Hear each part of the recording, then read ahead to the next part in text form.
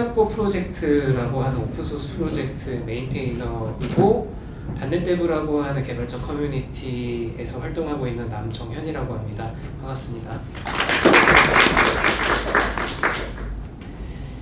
네, 일단 지금 두 번째 페이지고요. 식탁보 프로젝트가 이제 어떻게 시작되게 됐고 요즘 근황이 어떤지, 그리고 상용화를 위해서 무엇을 준비하고 있고, 또 이제 리눅스 버전으로 왜 이걸 시작하게 되었고, 리눅스 버전에서 이제 제가 식탁보를 구현하기 위해서 경험했었던, 알아봤었던 내용들이 세 가지인데, 하나는 도커, 또 하나가 LXD 컨테이너, 마지막으로 가상머신, 요 각각의 차이점들에 대해서 이야기를 해보는 시간을 갖도록 하겠고요.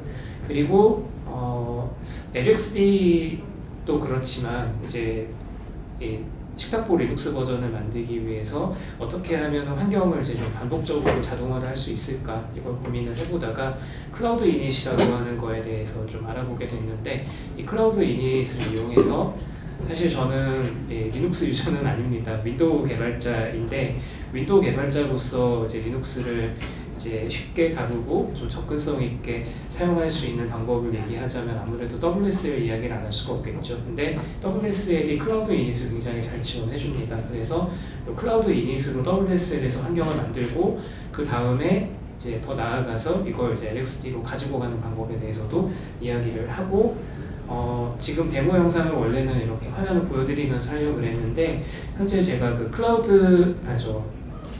구글 드라이브에다가 이제 영상 링크를 대체로 올려놨습니다. 그래서 그걸 보고 이제 이렇게 돌아가는구나라고 하는 거를 파악을 해주시면 될 것 같습니다. 참고로 지금 두 번째 페이지에 지금 스크린샷이 붙어 있는 요거는 식탁보 현재 버전은 아니고요. 식탁보 다음 버전 3.0 버전을 지금 만들어서 개발 중인데, 여기에 이제 나중에 요즘 제네AI 이야기하는 거 여기저기서도 많이들 얘기하시죠. 그래서 이제 식탁보에다가 이제 AI 컨시어즈 붙이는 것까지 고려해서 이제 OS 종류를 가리지 않고 지금 보시는 것과 같이 런처를 윈도우나 혹은 나중에 리눅스나 맥에서도 이 런처를 구동할 수 있게 하는 것까지를 목표로 현재 새 버전을 개발하고 있어서 이렇게 생겼습니다라고 붙여놓은 겁니다. 네, 지금 네 번째 페이지고요. 식탁보 프로젝트는 이제 시작은 굉장히 불만 가득한 사소한 동기에서 시작을 했습니다. 뭐냐면 이제 아시겠지만 인터넷 뱅킹 보안 플러그인들이 원체 악명이 높죠. 멀쩡한 프로그램도 자꾸 악성 코드라고 취급하고 혹은 시스템 깨먹는 일도 많고, 그런데 저는 이제 윈도우 개발하면서 이제 윈도우 컨테이너라고 이제 엔티커널에 자체적으로 제공되는 그 컨테이너 스펙이 있습니다. 얘도 OCI 컴플라이언트 하고요.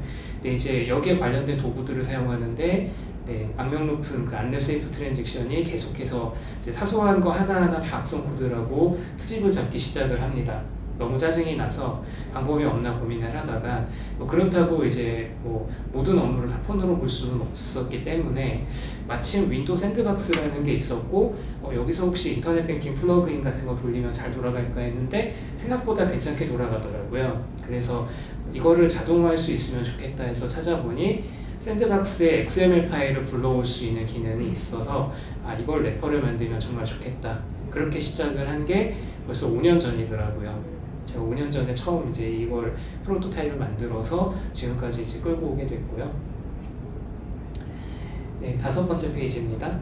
그래서 5년여간에 걸쳐서 스타가 지금 이제 1000개 막 넘었더라고요. 요즘 살펴보니까. 그래서 정말 감사하게 생각하고 있고, 최근에는 아까 보여드렸던 그 스크린샷에 있는 식탁보 새 버전은 아발로니아라고 합니다. 아발로니아라고 하는 UI 프레임워크를 써서 개발하고 있고, 이 아발로니아는 윈도우뿐만이 아니라 리눅스나 맥도 한꺼번에 지원하면서 WPF에서 많이 사용하는 그 XAML, 제멀 기반의 그런 그 UI 그 프레임워크이기 때문에 윈도우 개발하시던 분들이 쉽게 이제 크로스 플랫폼 개발을 할 수 있게끔 기능이 이제 강화된 오픈소스 프레임워크인데다가, 뒤에서도 말씀드리겠지만 이제 네이티브 AOT 기술을 통해서 이제 단넷 없이 그냥 그 실제 바이너리 파일을 바로 프로듀싱할 수 있는 그런 기능이 있는데, 거기까지 한꺼번에 연동이 되기 때문에 이제 무척 그 기민하게 동작하는 그런 GUI 프로그램을 이제 러스트나 고랭뿐만이 아니라 단넷으로도 만들 수가 있게 돼서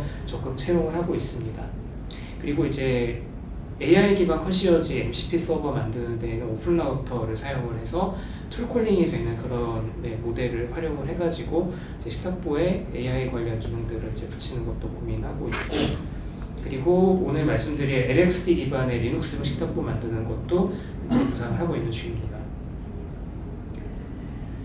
네, 7번째 페이지입니다. 식탁보에 대해서 5년간 진짜 많은 분들께서 써보시고 여러 피드백을 주셨는데, 아쉽게도 이제 윈도우 11 프로, 적어도 10 후기 버전 이후에 프로나 에듀케이션, 엔터프라이즈 버전이 필요하다는 문제가 있습니다. 왜 그러냐면 WSL은 논외고요. 기본적으로 하이퍼V랑 윈도우 샌드박스는 고급 기능입니다. 그래서 프로 버전 이상의 스큐가 필요하고요. 그러다 보니까 이제 뭐 일각에서는 홈 에디션 가지고서 이제 샌드박스랑 이런 거 활성화해서 쓸 수 있어요라고 얘기하지만 엄밀히 말하면 라이선스 위반입니다. 훔쳐서 쓰시는 거기 때문에 절대 권장드릴 수 없고요. 좌우지간 이제 그런 문제도 있고, 또한 이제 퀄컴이나 애플 실리콘 환경에서는 제대로 지원되지 않는다. 그리고 리눅스나 맥OS나 태블릿 PC 환경에서도 역시 사용하기가 굉장히 불편하다. 그런 문제점들이 있어서 이런 거 같으면 아예 윈도우 샌드박스 자체를 클라우드화를 하면 어떨까 고민을 하게 됐었어요. 다음 페이지 8번째고요. 그래서 이제 윈도우 샌드박스를 클라우드로 전환을 하기 위해서 뭐가 필요할까 많이 고민해보고, 이제 식탁보를 한 1년 동안은 제가 개발을 좀 놨습니다. 놓고 이제 클라우드 버전 만드는 거에 한동안 집중을 했는데, 기술적으로 상당히 여러 챌린지가 있었어요. 첫 번째는 이제 마이크로소프트 애저를 제외한 나머지 CSP들은 윈도우 10이나 11을 클라우드로 제공하지 않습니다. 무조건 윈도우 서버로만 제공하기 때문에 이 윈도우 서버를 데스크탑 OS처럼 변환하는 그런 게 필요했는데, 이걸 위해서는 결국 그룹 정책이라는 거를 손을 봤었어야 됐어요. 근데 이 그룹 정책을 손을 보려고 하니 문서화되어 있지 않은 내용을 가지고 다뤄야 했기 때문에 상당히 많은 애로사항이 있었지만 결국은 해낸 것 같고요. 근데 이걸 다 해놓고 나니까 문제가, 저는 MS가 진짜 장사 잘한다고 생각하는 게 다 이 지점인데, MS는 윈도우 OS에 대해서 이와 같이 이제 클라우드 서비스로 만들 때 이제 명확하게 밝히지 않아서 좀 애매한 점은 있는데, 요약하면 이런 거더라고요. 수단이 무엇이 됐든, 뭐 터미널 서버를 사용하든 VNC를 사용하든 뭐가 됐든 좌우지간 내가 보고 있는 윈도우 바탕화면을 송출하는 행위를 하는 것 자체가 윈도우 라이선스가 필요하다라고 돼 있어요. VDI 라이선스가. 그러니까 이거는 일반적인 윈도우 서버 구동할 때 보면 아시겠지만 그 리눅스 서버보다 약간 요율이 단가가 높은 걸 보실 수 있는데, 이거는 바탕화면 송출률을 제외한 겁니다. 순수하게 윈도우 서버 이용료를 말한 거고요. 여기에 바탕화면 송출이라는 행위가 붙게 되면은 한 카피당 계산이 붙습니다. 그래서 우리 왜 윈도우 지금 그 정가로 구매할 때 보면은 한 카피당 요즘 얼마죠? 한 15만 원, 20만 원쯤 하잖아요. 그 정도를 내야 돼요. 그런 행위를 하게 되는 순간.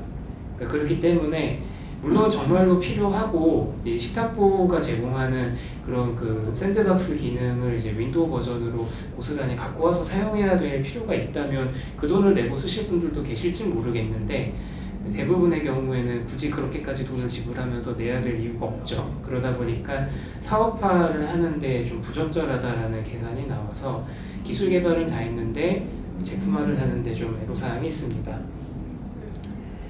다음 페이지 9페이지고요. 그래서 방법이 없을까 고민을 해봤었어요. 근데 저는 이제 이걸 알고 나서 양가 감정을 느꼈는데, 개발자로서는, 그러니까 생태계에 참여하는 일원으로서는 매우 부적절한 상황이다라고 얘기를 하고 싶어요. 뭐냐면 무려 윈도우에서 돌아가던 그 메타코 그대로 리눅스용 플러그인, 보안 플러그인들을 만들어서 충실하게 초월 이식을 해놓았더라고요. 굉장히 위험한 형태로. 그래서 플러그인 설치하는데 루트 계정을 써야 되고, 플러그인 설치하는데 로컬호스트 포트를 마구 뚫습니다. 굉장히 부적절하죠. 그런데 프로덕트 오너로서는 굉장히 기뻤어요. 왜냐하면 윈도우가 아닌 환경에서 리눅스로 보안 플러그인을 쓸 수 있게 해준다니까.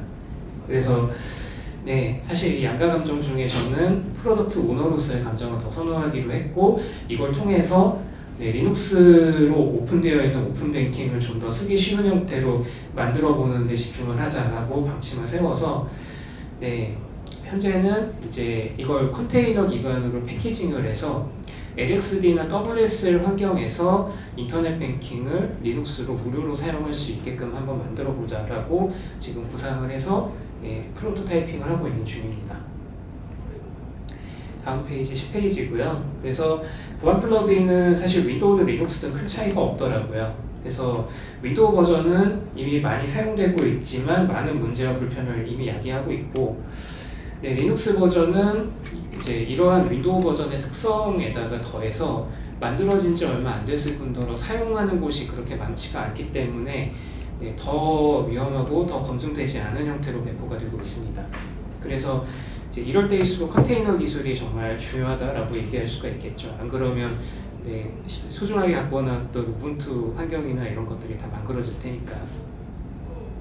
그래서 컨테이너류의 기술들이 뭐가 있을지 고민을 해보았을 때 12페이지고요. 도커와 LXD와 버추얼 머신이 있다라는 거를 알게 됐습니다. 그래서 도커는 요즘 도커 단독으로 쓰지 않고 컨테이너D라고 하는 걸 코어 엔진으로 사용을 하기 시작을 했죠. 그래서 애플리케이션 레벨의 격리를 진행하고 호스트 커널을 공유하는 방식으로 가볍고 빠르게 실행할 수 있다라는 장점이 있습니다. 반면에 LXD하고 도커 컨테이너D를 많이들 헷갈려 하시는 것 같은데, LXD는 도커랑은 다르게 시스템 레벨의 컨테이너이고 컨테이너 기술의 어떤 원형이라고 볼 수가 있습니다. 그러니까 커널의 여러 그 자원들을 네임스페이스로 구분을 해서 이제 일종의 그 계층으로 나누어 가지고 호스트와 가상 환경을 분리해서 사용할 수 있도록, 대신 여기는 이제 리눅스 시스템 자체를 격리를 해놓은 것에 좀 더 초점을 맞추었기 때문에 도커처럼 이제 여러 스텝에 걸쳐서 이제 각각의 그 파일 시스템들을 이제 스테이트로 관리하는 이런 개념이 아니라 그냥 LXD 머신 하나가 존재하는 식으로 돌아가고요. 그리고 버추얼 머신은 아시겠지만 이제 CPU 가상화 기능을 이용해서 그 링제로 레벨부터 OS 커널 레벨에서부터 격리를 시작을 해서 철저하게 분리된 상태로 가상 머신을 제공하는 것이 특징이다라는 거를 알 수 있죠. 사실 그래서 해보고 싶었던 건 컨테이너D와 도커 기반으로 해서 이 인터넷 뱅킹 플러그인을 호스팅할 수 있는 환경을 만들면 너무 좋겠다라고 생각을 했는데 정말 안타깝게도 컨테이너D 기반의 도커는 그 일부 플러그인, 특히 그 안랩 세이프 트랜잭션의 리눅스 버전 같은 경우에 커넥션 트래킹 모듈이라던가 이런 것들을 9버전을 사용을 하고 있더라고요. 근데 이런 그 호스트 OS가 이제 최신화됨으로 인해서 버전이 달라져가지고 발생하는 그런 차이점들이 도커 안에서는 수정이 어려웠습니다. 이제 대응이 안 되기 때문에 이 부분을 조금 완화해서 사용하기 쉽게 만들면서도 컨테이너의 특성을 그대로 유지를 할 수 있는 대안이 뭐가 있을까 고민을 하다가 LXD를 가지고서 절충안을 찾기로 그렇게 결론을 내리고 준비를 하기 시작을 했습니다. 그래서 예를 들어서 그 안랩 세이프 트랜잭션 리눅스 버전 같은 경우는 NF 언더바 컨트랙이라고 하는 그런 커널 모듈이 있습니다. 옛날에는 IPv4, IPv6 구분 없이 무조건 이 모듈만 사용을 했다가 죄송합니다. 설명이 뒤집혔네요. 그러니까 옛날에는 NF 컨트랙 IPv4라고 하는 모듈로 IP 주소랑 현재 네트워크 상태가 어떤지를 추적을 하는 이런 기능에 의존하고 있었는데, 우분투 버전이 이제 22.04 이렇게 최신 버전으로 올라가면서부터는 그냥 NF 컨트랙이라고 하는 모듈로 IPv4랑 IPv6를 모두 지원하도록 바뀌었는데, 당연히 보안 플러그인들은 여기에 대응이 안 돼 있습니다. 그렇기 때문에 이걸 강제로 맞춰주는 호환성 레이어가 부착이 됐어야 되는데, 이러한 류의 호환성 레이어는 도커나 컨테이너D 환경에서는 호스팅이 불가능했기 때문에 LXD를 고르게 됐다라는 점을 말씀드릴 수 있을 것 같아요. 자, 이렇게 해서 LXD를 고르게 됐는데 16페이지고요. 그래서 사실 앞서도 말씀드렸지만 저는 이제 23년째 윈도우 서버랑 윈도우 컨테이너 기반으로 계속 그 기술 스택 가지고서 개발하는 진성 윈도우 개발자입니다. 고인물인데요. 그러다 보니까 가능하면 윈도우를 떠나고 싶어 하지가 않아요. 그래서 방법이 없을까 고민을 해봤는데 정말 훌륭하게도 WSL에 특히 이제 우분투에서 클라우드 이닛을 이제 직접 불러다 쓸 수 있는 그런 기능을 내장하고 있더라고요. 그래가지고 이제 이 클라우드 이닛을 이용해서 이제 일단 WSL 환경 자체를 자동화할 수 있다는 건 알았는데, 네, 클라우드 이닛 프로젝트를 보니까 LXD도 지원한다라고 되어 있어서 정말 좋다, 옳다구나, 이거다라고 생각을 하고 그렇게 이제 사용을 하기 시작을 했습니다. 그래서 제가 이번 섹션을 이제 클라우드 이닛 이너루프라고 얘기를 했는데, 이 이너루프는 내 앉은 자리에서 최대한 이제 가까운 지근거리에 있는 기술 스택만 가지고서 필요한 모든 일들을 다 해낼 수 있게끔 만드는 걸 이너루프라고 저는 얘기를 합니다. 그래서 WSL2로 먼저 환경을 조성해서 테스트를 해보고 이걸 LXD로 그대로 마이그레이션 할 수 있다면 정말 좋겠다라고 생각을 해서 클라우드 이닛에 대해서 그 다음으로 파보기 시작을 했어요. 클라우드 이닛에 대해서 좀 설명을 더 드리자면, 여러분들 사용하시는 퍼블릭 클라우드에서 물론 뭐 테라폼이라던가 패커라던가 이런 도구들을 이용해서 이미지를 고착화하는 것도 가능은 한데, 근데 이제 그런 거 말고 그냥 바닐라 로 이미지, 그냥 클라우드 공급자가 제공하는 이미지를 갖다가 거기서 출발해서 내가 환경을 바로 커스터마이징 하고자 할 때 클라우드 이닛을 사용하시면 훨씬 더 깔끔하고 빠르게 배포할 수 있는 그런 이점이 있죠. 그래서 이제 이런 클라우드 이닛을 이용해서 WSL 환경도 자동화하고 LXD 환경도 자동화를 하면 좋겠다라고 시작을 하게 됐습니다. 그래서 지금 18페이지고요. WSL2에서 클라우드 이닛 파일을 활용해서 내가 생각한 컨셉이 잘 작동하는지 확인한 다음에 하이퍼V에서 이제 리눅스 VM을 만들고 이 안에서 LXD를 가지고서 이제 내가 만들었던 클라우드 이닛 스크립트가 잘 되는지, 마지막으로 퍼블릭 클라우드로 이거 환경을 갖고 가면은 그대로 이제 쓸 수 있는 스크립트가 될 것이다 라고 생각을 했습니다. 다음 페이지 19페이지고요. 그래서 클라우드 이닛은 이 자체로 제일 처음에 나오는 그 식별자 라인을 제외하면 그 다음은 계속 YAML 파일입니다. 그래서 유저스 섹션 아래에 내가 자동으로 생성하고자 하는 기본 사용자 정보와 소속 그룹, 수도 가능 여부를, 그리고 쉘까지 지정을 해주면 되고요.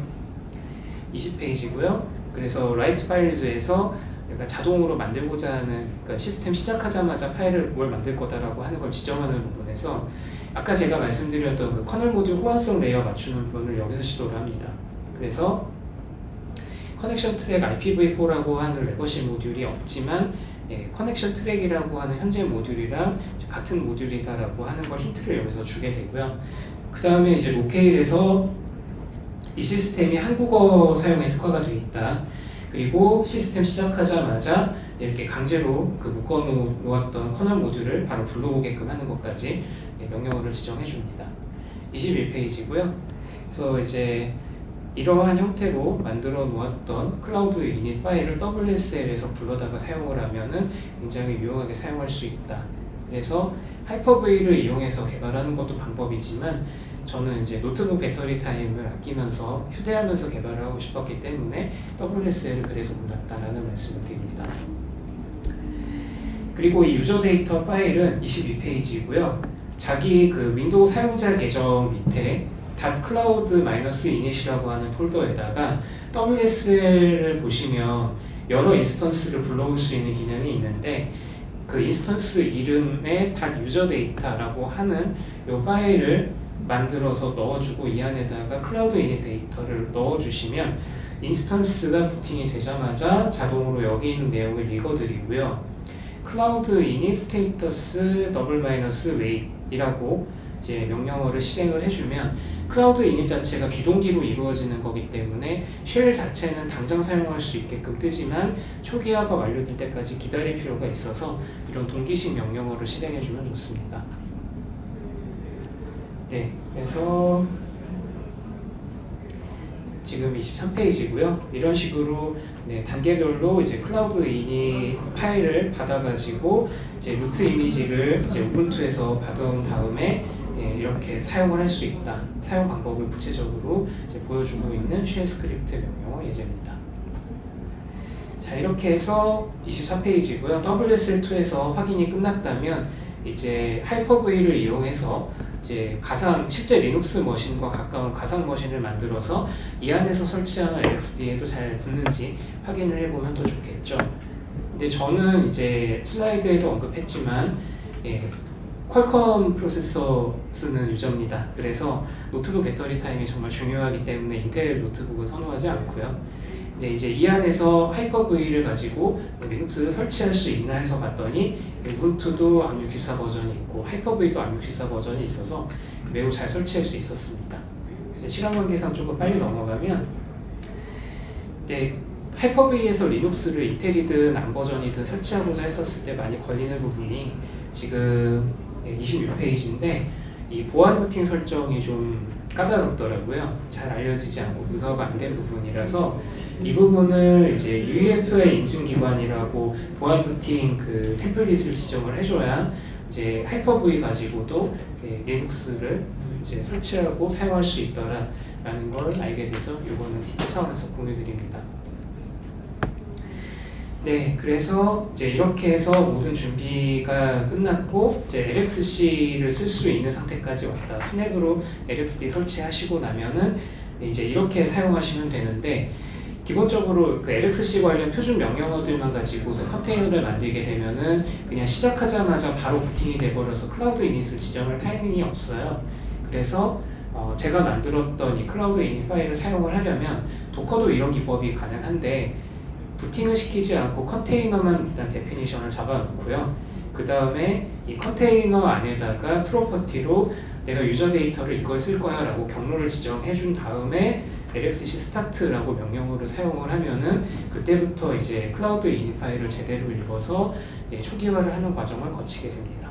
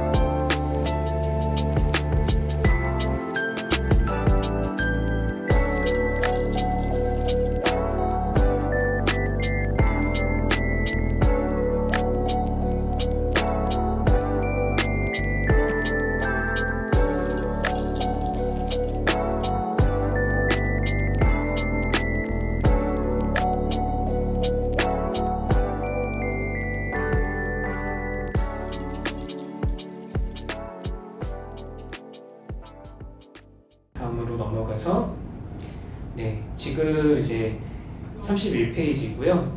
앞서 말씀드렸던 대로 식탁보는 현재 이제 새 버전을 준비를 하고 있습니다. 그래서 이제는 그 아발로니아와 네이티브 AOT 기반으로 해서 이제 윈도우에서는 이전보다 눈에 띄게 이제 식탁보 프로젝트가 뜨는 속도가 훨씬 더 빨라졌습니다. 전에는 이게 AOT가 아니었기 때문에 런타임을 어딘가 임시 디렉터리에다가 카피를 하고 불러오고 하는 이런 과정들을 거쳐야 했기 때문에 속도가 느린 컴퓨터에서는 스타트업 타임이 느리다라는 그런 단점이 있었는데 이제 더 이상 그런 문제는 발생하지 않고요. 그리고 무엇보다도 이게 리눅스와 맥도 이제 앞으로 지원할 수 있게끔 파운데이션을 갖추었기 때문에 이제 Qt와 비슷한 형태로 돌아간다고 보시면 됩니다. 근데 내부 언어는 C#인 거고요. 그리고 이제 예전하고는 다르게 지금은 무엇이 됐든 샌드박스를 먼저 시작하게 한 다음에 그 이후에 내가 원하는 사이트를 반복해서 지정해서 들어갈 수 있도록 그렇게 접근 방식을 바꿨습니다. 그래서 이건 나중에 고민하고 있는 부분인데 인터넷 뱅킹 전용 PC를 만들고자 하시는 분들이 많이 계세요. 네, 이런 분들을 위해서 인스톨러 파트만 따로 떼내서 이제 제공을 하는 것도 지금 염두에 두기 때문에 사용 방법을 조금 변경을 했고요. 그리고 앞서 말씀드린 대로 이제 오픈 라우터 기반의 AI 컨시어지와 MCP 서버도 추가를 할 예정입니다.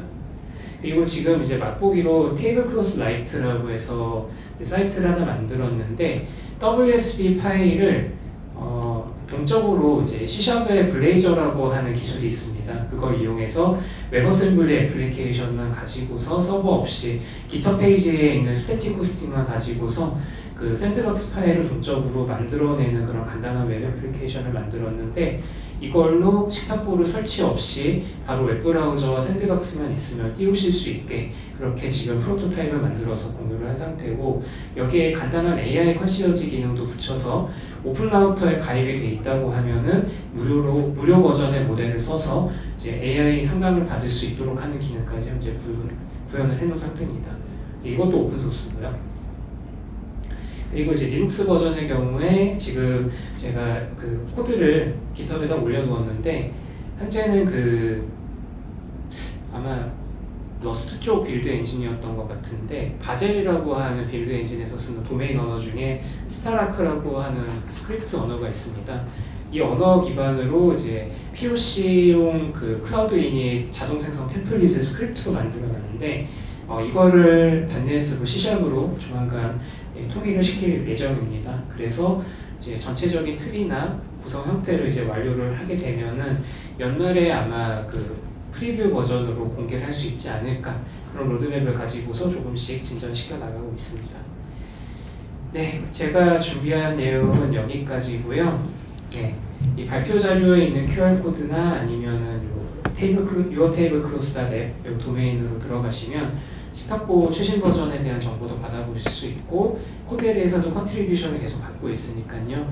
많은 분들께서 오픈소스의 어떤 의미도 체험하시고 좋은 기회가 되셨으면 좋겠습니다. 궁금하신 점은 제 링크드인이나 아니면 제가 여기 행사 끝날 때까지 계속 있을 것 같아요. 저한테 따로 질문 주시면 제가 아는 범위에서 충분히 답변 드릴 수 있도록 하겠습니다. 고맙습니다.